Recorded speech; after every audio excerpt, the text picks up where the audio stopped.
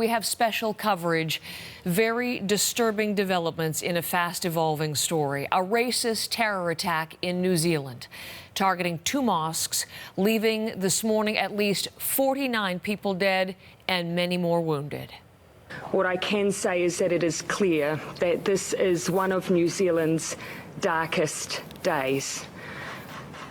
Clearly, what has happened here is an extraordinary and unprecedented act of violence. This is what we know as we begin our broadcast this morning. Worshippers in 2 mosques in the city of Christchurch came under attack. Survivors at one mosque say a gunman dressed in black stormed inside and fired on people at afternoon prayers. We'd have the big gun, okay, and a lot of bullets, okay, and he came through and he started shooting like everyone. Authorities say the deadliest attack was inside the Al Noor Mosque, the biggest in the city of Christchurch and right in the heart of the city. 41 people are dead there. A survivor says the gunman targeted the men's prayer first, then attacked the women's prayer room. I heard the big sound, the gun, and the second one I heard, I ran. There was a lot of people died, injured. Authorities say the other deadly shooting was at the Linwood Mosque in suburban Christchurch, about 5 kilometers away. 7 people were killed there. Another died later in hospital. At least 48 others are wounded. Some of them are children.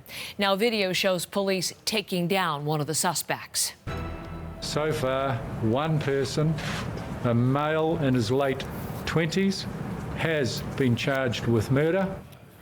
In a horrific development, police confirmed this morning the gunman was live streaming the killings at one mosque on social media. At this hour, 2 other people are in custody, but people say it is unclear if they are involved in the attacks. Police say none of those in custody are on any kind of extremist watch list. We had no agency had any information about these people. And I can also tell you that I've been in contact with my Australian colleagues. They have no information on them at all either. Now, New Zealand police are not identifying the murder suspects for legal reasons. He is supposed to appear in court tomorrow morning local time. But we are naming him. In an online post, the gunman calls himself Brenton Tarrant, says he is a citizen of Australia, 28 years old. Under his name online is a racist manifesto, a lengthy document claiming that white people are under threat. He also cites mass shooters like Norwegian terrorist Anders Breivik and Canadian Alexandre Bissonnette, the Quebec City mosque attacker from 2 years ago. In the immediate aftermath, New Zealand's Prime Minister is denouncing the hateful ideology behind the attack and appealing for unity. This is not who we are. This act was not a reflection of who we are as a nation. That is why so many New Zealanders, every New Zealander, I imagine, will be shocked by this today, because this isn't who we are. So that is where we begin this morning. And let's go to Lauren Patty to continue our coverage now. A reporter with News Hub in Auckland. Lauren, good morning to you. Good evening there where you are. Are you hearing me all right? Yes, I am. Lauren, I was just using the tape that we have, the comments that we have so far to begin our coverage today, but you jump right in on this and tell us what we know so far about the attack and the investigation. Yeah, so as you said, 49 people are dead, and what we do know is that 41 of them were shot at Christchurch's biggest mosque, 7 were shot at Linwood, and another 1 has since died in hospital. Now, in the last 15 minutes, police have said they are searching a property in Dunedin, which is 4.5 hours drive south of Christchurch, so the location is of interest. And in relation to this firearms incident, 4 people were arrested earlier as these investigations do continue. And one of those people, a 28-year-old man, has since been charged with murder. Now, 2 of those other people do remain in custody, and the 4th person that was arrested, it has been confirmed, it was for a separate incident. So what we understand as well is that explosive devices were also found on the cars of 2 of these alleged suspects. They did search for further devices. Police were seen in footage that is doing the rounds, scouring other cars and checking through windows, but they are staying quite tight-lipped on the events that that led up to this horrific attack. They say that it will form part of the investigation as these days do continue. Lauren, you mentioned the explosives. You mentioned the police are now focused on this property in Dunedin as they continue to investigate. Now, much of the city was on lockdown, as I understand it. What is the security situation at this hour there? Yes, so at the time, every school, including all the high schools, the universities and the polytechs were in lockdown, council buildings as well. But the security situation at this point is that police are not confident that this whole situation is over. They believe they have everyone in relation to this attack, but they say they don't want to assume, so police are still out there. Still a high presence across the city, across mosques as well, and that's across the country in general. And we are seeing the same thing happen internationally. San Francisco police, for example, say they are rolling out extra patrols, and our Europe correspondent has said that there are extra police outside mosques. So security is still high, particularly in Muslim communities. But in New Zealand as well, police are still carrying guns just in case, just to really reassure the people of Christchurch that they are safe despite this horrific attack. The most recent comments from New Zealand police, the description was still an evolving situation, and it is an extraordinary response. Armed forces, special tactics groups, as you say, Lauren, right across the country mobilized, and particularly ensuring security around mosques on what is, of course, Friday, the most important day of prayer. I'm wondering if you can just give me a sense of all of this, what a shock it is, it must be to people there in New Zealand. How are people responding to this thus far? It's incredibly shocking. People are distraught. They can't understand why something like this would happen in New Zealand. Now, before today, the deadliest shooting in modern New Zealand history was in a place called Aramoana, where 14 people were shot. One of those people was the perpetrator. So to have 49 people killed in an incident in New Zealand has shocked everyone. People on social media are apologising, saying that this is something they didn't ever believe could happen in New Zealand, and offering to walk with people from the Muslim community who don't feel safe, offering to travel with them and do whatever they can to reassure them that we know that these people that were caught up in this attack so unfairly are parts of New Zealand, and we want people to feel at home despite this risk. And obviously New Zealand's terror threat is now at a high level. It's never been raised too high before that. It stayed at low. We've never had an attack like this. So for something like this to happen in New Zealand, it really has people beside themselves. They can't understand why, and we can't understand why now. Lauren, thank you very much for beginning our coverage. We'll be back to keep in touch with you there from Auckland. Lauren Patty is with News Hub in Auckland. As she said, never had a shooting, a terror attack of this magnitude. So few places in the world have. And the question of why, that is what we're getting to with some of the things that we've already touched on that we're going to explore now in more detail with John Northcott. We'll get to that manifesto in just a second, John, and what seems to have motivated the accused suspect. But what I was mentioning earlier, this particularly shocking element, this new twist on terrorism, this was broadcast live on social media, John. Yeah, Heather, what we understand took place here was that the suspect in this case live streamed using a helmet cam, description of him wearing a military-style uniform, a dark uniform with a helmet with a camera on it that allowed him to effectively live stream this. Now, as we say, the suspect identified by Australian police, but not yet by New Zealand police. The video taken down, but the video making its rounds on social media as well. The manifesto that again purported to be that of the suspect from his Twitter account, making a variety of statements to his motivation, to his background, saying he's just a 28-year-old, an average white man, then going on to reference perhaps what may be the motive as the search for some kind of motive is underway. Assault on our civilization, nowhere to go that was safe from mass immigration. He goes on to say, for example, that does he support Donald Trump, saying that as a symbol of renewed white identity and of a common purpose, sure that he does, saying he doesn't think of him much, though, as a leader. Other photographs that appear, again, on this site that is allegedly linked to what we understand to be the suspect in this case, a series of names put across, and these appear to be banana clips for an automatic weapon. In terms, this is a a drum-type magazine, and this is the banana-type magazine, with names of a series of individuals who throughout history have led either recently attacks on churches, attacks on mosques, including the situation here in Canada, the Quebec City Mosque of Alexandre Bissonnette being highlighted there. Luca Triani, an individual who launched a series of assaults against Muslims in Italy, as well. Sebastiano Vernier. These are individuals who throughout history have either attacked the Muslim community, or in some cases throughout history, going back to the 17th and 18th century, attacked Turkey as well. So there seems to be a strong anti-Turkish sentiment to the sort of things that he is saying. But again, the insidiousness of the attack itself being carried live, streamed, seen around the world. Now efforts underway to delete that. We can tell you that reaction from the British Muslim Association. We understand the video of the New Zealand mosque shooting is being shared across social media platforms. We kindly request to our members and the wider public not to share or disseminate this disturbing footage. CBC News has made an editorial decision not to show the full any of the 17 minutes of it, including him going to his car, reloading his weapon, and certainly not the several minutes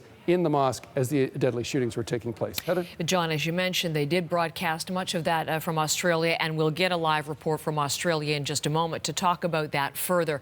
But clearly for tech companies, for Twitter, for Facebook, other platforms, this is going to be a challenge, John. How do they block violent content? A question for the future, and how are they responding so far? Yeah, indeed, because this is, of course, a real-time scenario, and how can anyone with the millions of feeds that are taking place simultaneously around the world stop that sort of activity? We can tell you that they have moved in conjunction with efforts that they have said in the past. There it is there, quickly taken down by Facebook with their generic bandaged thumb icon that they put whenever there is a reason or difficulty with a website to remove that. Again, account suspended here from Twitter. But this is the aspect of social media that we can tell you that the video and comments and endorsations of this suspect are being multiplied around the world by a series of sites. The Daily Stormer, white supremacist website, has in fact changed their webpage, the title of their webpage, to feature a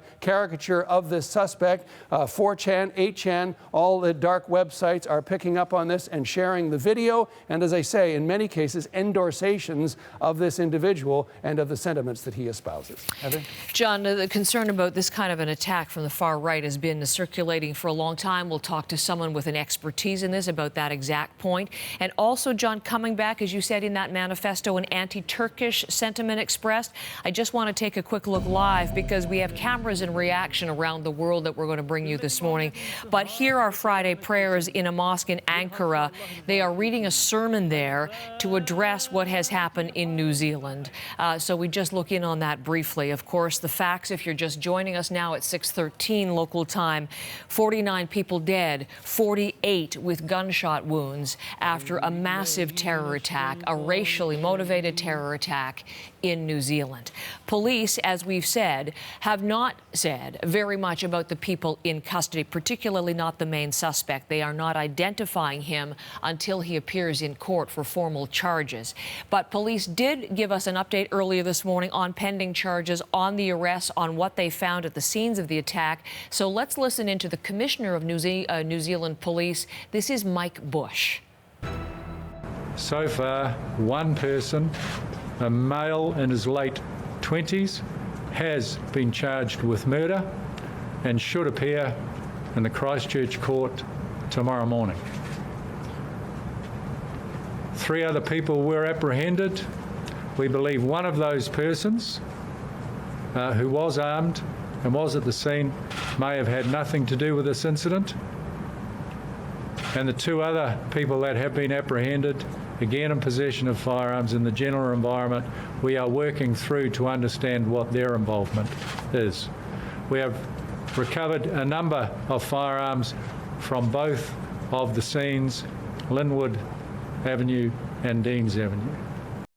Again, Mike Bush, the Commissioner of the New Zealand Police. The suspect, as he names himself, from Australia, 28 years old, identified already in the media in Australia as Brenton Tarrant, and also, of course, identified online with his postings. So we're going to focus in on Australia. Already, the Federation of Islamic Councils there has put out a statement, and here is what it reads. This massacre today is a product of the ever-increasing Islamophobia and marginalization of Muslims, and is a reminder to all concerned, including political leaders and media commentators, of the horrific consequences that an atmosphere of hate and division can lead to. We urge governments in Australia to give extra attention to the rise of anti-Muslim sentiment and extremism, and ensure that the concerns of the Muslim community are being genuinely heard and responded to.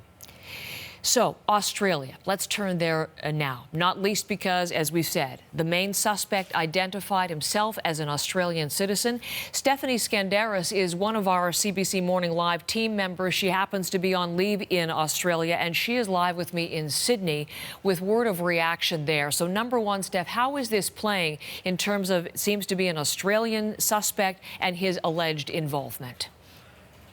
Well, Heather, New Zealand police have not named him, but Australian media certainly has. And we know from this man's own admission, he's identified himself as Brenton Tarrant. We know he's from Grafton, a city in the province of New South Wales. That's about 500 kilometers north of Sydney, where he worked as a personal trainer at a gym. And we know a bit more about him from a manifesto that he appears to have written. It's 74 pages long, really anti-immigrant. He describes himself in it as an ordinary white man. He says he's 28 years old, born in Australia to a working class, low-income family. He says he only arrived in New Zealand to live temporarily while he planned and trained, but then he decided to carry out this attack there. Now, Tarrant himself wrote that he considers this a terrorist attack. But as I said, the New Zealand Police Commissioner has not named him. He did say that New Zealand police have charged a man with murder, and that man is expected in court tomorrow morning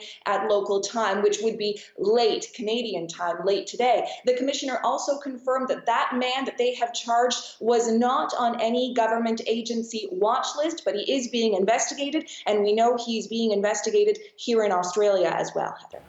Let us talk, too, about this whole aspect of the racist component to this. Obviously, there are in Australia, where you are, many Muslims, 600,000. I'm just looking at the number here, 600,000 Muslims. And we already were reading that statement, Steph, from the Islamic Association there. In terms of reaction, what are you hearing so far?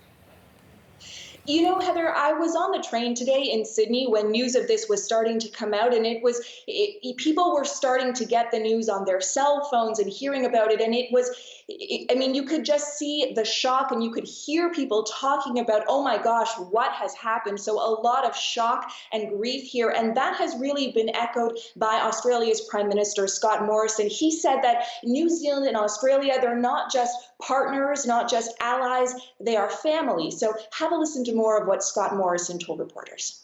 As family members with our New Zealand cousins today, we grieve, we are shocked, we're appalled, we are outraged,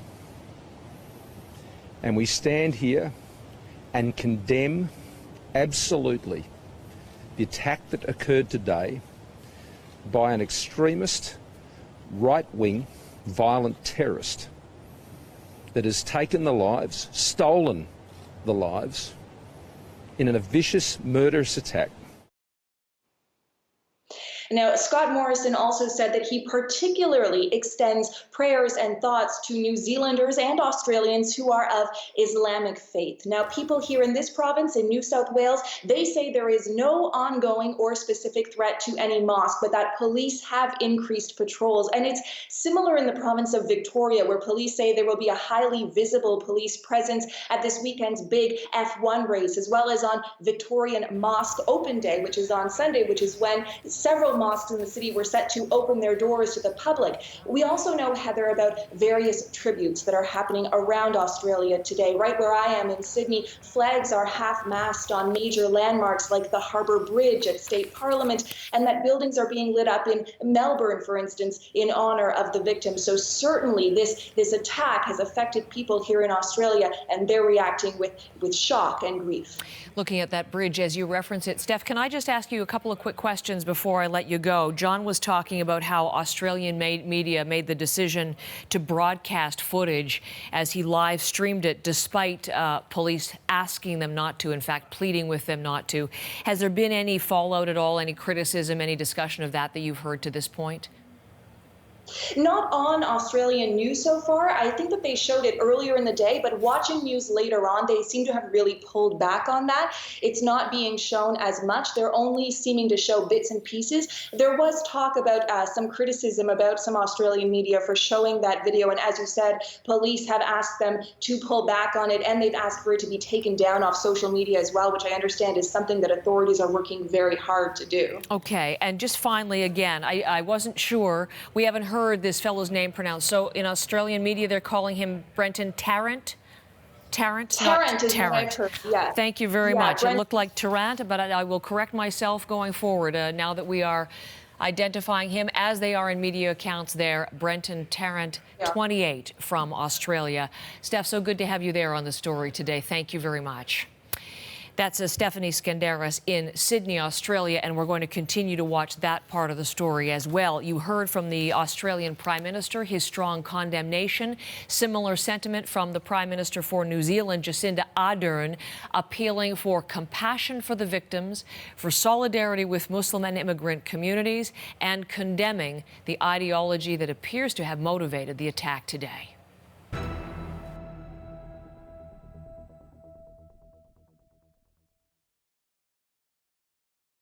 Christchurch was the home of these victims. For many, this may not have been the place they were born. In fact, for many, New Zealand was their choice, the place they actively came to and committed themselves to, the place they were raising their families, where they were part of communities that they loved and who loved them. It was a place that many came to for its safety, a place where they were free to practice their culture and their religion. For those of you who are watching at home tonight and questioning how this could have happened here, we, New Zealand, we were not a target because we are a safe harbour for those who hate.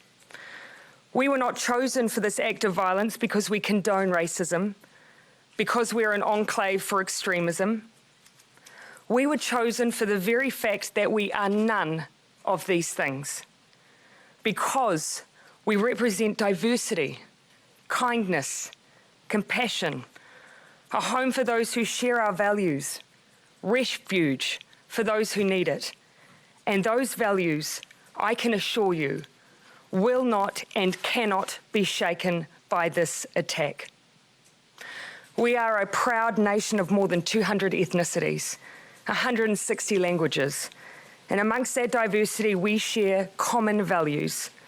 And the one that we place the currency on right now and tonight is our compassion and the support for the community of those directly affected by this tragedy. And secondly, the strongest possible condemnation of the ideology of the people who did this. You may have chosen us, but we utterly reject and condemn you. A strong statement of condemnation from Jacinda Ardern, who is the Prime Minister of New Zealand. You're looking here at scenes from Christchurch. Christchurch is a city of just under 400,000, and it is the largest of the cities on the South Island of New Zealand. We talk about it often, unfortunately, dealing with earthquakes, notably. Today, though, a terrible racist terror attack with 49 people dead. And this is how people in that community are reacting to that reality. the guy, he was wearing like a, you know, all that, like an army, you know, okay, and he would have a, like, you know, the big gun, okay, and a lot of bullets, you know, okay, and he came through and he started shooting like everyone in the mosque, like, you know, everywhere. Lots of people were sitting in the floor. The gun was around the door. I ran behind the mosque. I saw one gun in the floor, and police was stopping here. There was a lot of people die, injured. I never could believe that something like this would ever happen in the city of Christchurch. But actually, I would never believe that this would ever happen in New Zealand. And it looks as if something, the worst, has happened. We have undoubtedly experienced an attack today that is unprecedented, unlike anything that we have experienced before. But as I say, New Zealand has been chosen because we are not a place where violent extremism exists. We reject those notions and we must continue to reject them.